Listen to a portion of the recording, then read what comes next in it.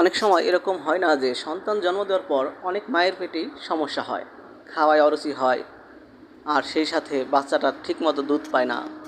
মা নিজেই তখন দুর্বল অনুভব করে, খেতে ইচ্ছে করে না, খেলে পেটের ভিতর অস্বস্তি হয়, গড়গড় শব্দ হয়, কখনো কোষ্ঠকাঠিন্য, আবার কখনো হঠাৎ পাতলা পায়খানা হয়।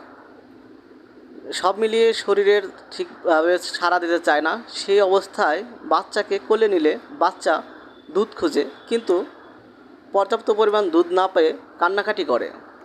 তো অনেক মায়ের সাথেই এরকম ঘটনা ঘটে থাকে।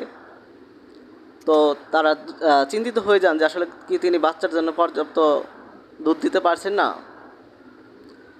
তো এই সমস্যার জন্য হোমিওপ্যাথিতে খুব ভালো একটি ওষুধ আছে। এই ওষুধটি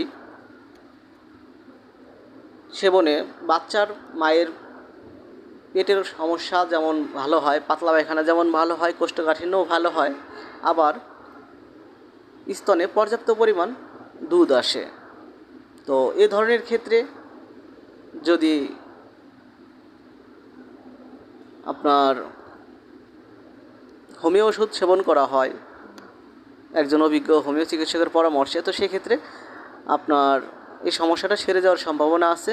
অর্থাৎ বাচ্চা যেমন বুকের দুধ পাবে পর্যাপ্ত পরিমাণ, ঠিক সাথে সাথে বাচ্চার মায়ের পেটের সমস্যাগুলোও সেরে উঠবে। তো আমার ভিডিওগুলো দেখার জন্য ধন্যবাদ। লাইক, কমেন্ট, শেয়ার করে সাথে থাকবেন। আল্লাহ হাফেজ।